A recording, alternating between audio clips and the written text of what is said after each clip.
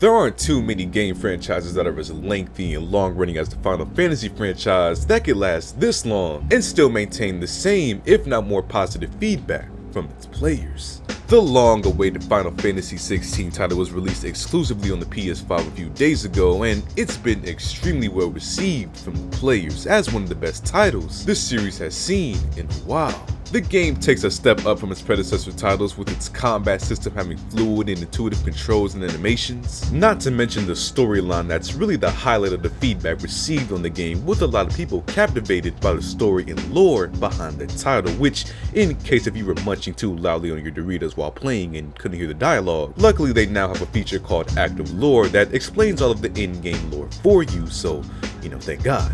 Overall, many people are considering Final Fantasy XVI as one of the best games this year, with really good reason, and I'm happy for those people because the gaming scene has been drier than sandpaper for a minute now, and finding a good game is becoming more and more rare. But, of course, opinions about whether a game is good or not is subjective, and everyone doesn't always think the same thing. Even if the majority likes something, there's always going to be a group of individuals who think the worst of said game, which is fine. We're all free to think as freely as we want. But sometimes the criticism and negative views on the game aren't even limited to the gameplay itself, ironically enough. And Final Fantasy XVI isn't exempt from this kind of treatment, because right now the title is being review bombed on multiple platforms, mostly Metacritic, and the reason that they're listing the game as a 0 out of 10 is because the game is exclusive to PlayStation 5.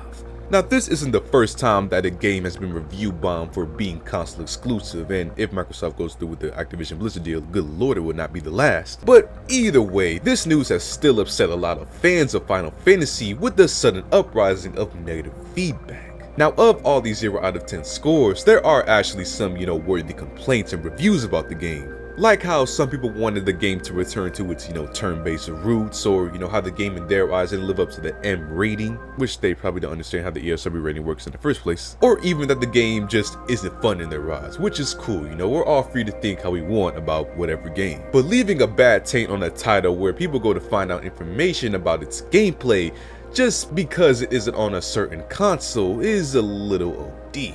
Now, it should be noted that these are likely Xbox fans, since Square Enix revealed that the game would eventually get a PC port, which leaves the only players left out of the equation being the Xbox players.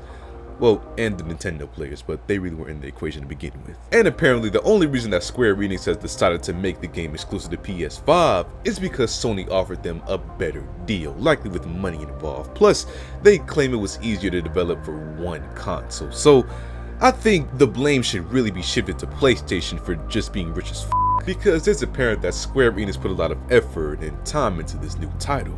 Now, obviously, this flock of review bombs aren't going to do much damage in the long run as far as the legacy of Final Fantasy XVI, but I just find it interesting with all that's going on right now with the quote-unquote console wars and, exclusives being treated like NBA contracts. Either way, we'll just have to wait and see what the future holds for Final Fantasy XVI and its public life.